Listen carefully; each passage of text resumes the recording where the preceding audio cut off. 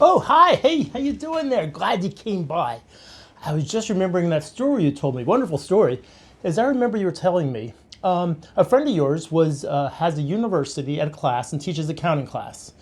And she asked you to come in as a guest speaker. So you said, sure, I can do that. What would you like me to talk about? And you said, well, you can use your imagination, but I already have, the debits and the credits and financial statements.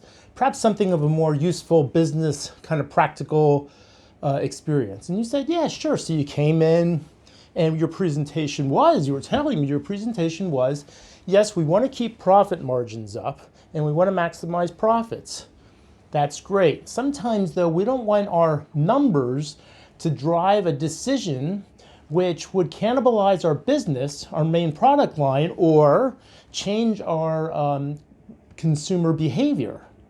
And I said, well, hey, you're losing me. What are you talking about? And you said, well, you told the students, okay, so as an example of this is, you remember there was an example in a textbook. And in that example, it had a manufacturer of bicycles, high-end bicycles. And they were very high quality and they were sold to high-end specialty bike shops. So the numbers were that the company made the bikes for $150, sold them for $300 to these specialized retailers. The retailers would sell them for $900. Everybody was making a nice margin and doing very well. And so, for example, right here are the financials. You can see here the Excellent Bike Manufacturing Company, and they would sell theirs for $300 a bike. Their variable cost per unit was $150 a bike. Their contribution margin per unit was $150. And they sold 3,000 bikes per year approximately, which comes to $450,000 of gross profit before their fixed expenses. Their fixed expenses were $200,000, and they made a net profit of $250,000. So that's great. Now, one of the accountants, and it was one of the accountants thinking about increasing profits, which is good. Unfortunately, this accountant didn't do such a great job. He proposed that what we want to do is, his proposal was, listen, we can sell more bikes if we sell them to a downscale company such as Target. Target moves lots of bikes, but at a cheaper price. And so this person suggested at the company that why don't we sell cheaper bikes, less expensive bikes at a cheaper price. And so Target usually sells their bikes between $150 to $175. But the company here, the Excellent Bike Company, has a really nice product, and they think they could sell bikes for $250. A little higher than their normal bikes. This would be their premium bikes. But to do that, they need to buy them for $125. So the president of the company says, well, that's a nice idea, but we can't sell our bikes for $125. It costs us $150 to make them. So they huddled together with the people in manufacturing and they said, listen, why don't we use a different grade quality materials, a different grade brakes, a little different grade of an alternate for the pedals and etc. And we just have a different product line, and it would be, we'll take off the bells and whistles off this bike and we can make these other bikes for $95. Okay, so now what happens? Well, if you look at the financials now, the proposal was the first column is the same. The initial bike, you have a profit of $250,000 after your expenses. Now we add the Target bikes, and we're going to sell these at $125 and make them for $95. Now we're only going to have a $30 margin on that, but that's okay. We're going to be selling 5,000 of these bikes through, their network of stores. So that gives an additional $150,000. We've already covered the fixed costs already with the first line. So now we have a subtotal of $400,000 in net profits. Everybody's happy, right? I mean, how can go wrong, right? Well, a lot can go wrong. Actually, when it rolled out, the consumers saw these bikes in the Targets and they said, wait a minute, that's very similar to the bike I bought from the high-end store for $900. And they got really upset. They went back to their stores they bought them and they felt deceived. They felt ripped off. And, the bike guy says, that has nothing to do with me, and it's not even the same kind of bike. I mean, it's very different. But these people said they recognized that a lot of it was very similar. They recognized a lot of very similar they felt deceived, and they took it out on the high-end bike store owners. We're not going to come back here anymore. The high-end bike store owners said, you know what? That's the attitude. We're not going to sell your bikes anymore.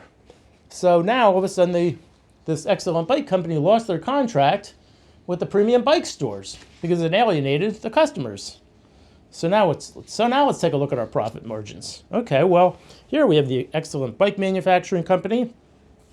Sure, their contribution is $150 in the first column, but they had no sales because the high-end dealers said, we don't want to deal with you anymore.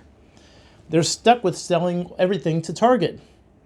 And now their gross profit's $150,000. Their fixed costs are still $200,000. They have a $50,000 loss. And what happens? They ended up closing their doors and going out of business. So one of the students says, well, that's an interesting academic experience, exercise. Do you have something, perhaps something related in real life that you could, share with us? So you said, well, yeah, actually, there's a similar situation.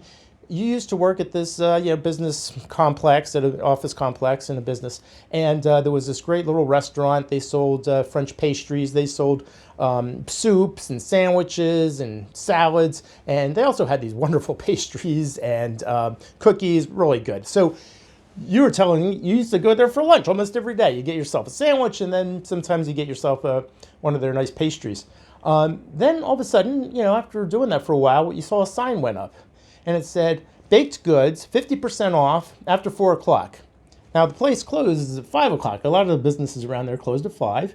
And this little pastry, French pastry, I think it was called, closed at 5 o'clock. So what they were obviously doing was trying to unload their inventory at the end of the day instead of just throwing it in the garbage, tossing it out. Let's knock it down to 50% off and unload some of it. So you can understand that they were trying to increase their profit margins. Instead of throwing food out, they'd be able to at least get something, even if it's only the 50%, get back perhaps their cost of ingredients. Unfortunately, what happened was, you told me, what happened was, you saw the sign and you said, okay, great, I'll stop back. I won't get my pastry today. I'll stop back at 4 o'clock and I'll get it. Well, 4 o'clock came up, you got called into a business meeting, you never made it for the day. So the next day comes and you said, I really want to get that 50% off. I'm going to go there today at 4 o'clock. But then you thought, you know what? I don't want to go there at 12 o'clock like I normally do, get the sandwich. They see me, go out, come back again at 4 o'clock. It's just going to be kind of awkward. The employees are going to see you. They're going to be like, why'd you leave to come back? You're a cheapskate. So you were just like, I don't think I want to do that. So you told me you went to a pizza place for lunch. Then you came back at 4 o'clock. Got the pastry. And after doing this a few days, you noticed lots of people at the pastry shop at 4 o'clock. So they started filling up at 4 o'clock. What happened was, for yourself, you stopped going there for lunch. You ended up with a new habit. The new habit was to go to the pizza shop at lunchtime. And you know what? The pizza shop started selling desserts. So you went back, you noticed, and at one time for the 4 o'clock, and the sign was down. They no longer had the 50% off. I think perhaps you weren't the only person in which this happened to. So what happened was the first company was they cut their profit margins and created a whole new product line that they really didn't want. They cannibalized their first product line. It changed the consumer behavior. And your experience with the pizza shop, you told them, was they were trying to increase their profit margins, and that's nice, except for it changed your behavior too, and probably other customers, where you tried to change your timing of when to come and ended up not going for lunch anyway because you wanted to get the 4 o'clock pastries and lost some sales. So it changed the consumer behavior. And so I asked you, did they like your presentation? Actually, yeah, the students liked it. The professor liked it. It was a different take on the debits and credits. It's about how you not only have to look at the numbers, but also the strategy. And you want to make sure that you don't change your customers' behavior based on your changing strategy. So I said, that's really cool. That's really amazing. That is why you are one ace accountant. All right, let's give you a round of applause. Okay.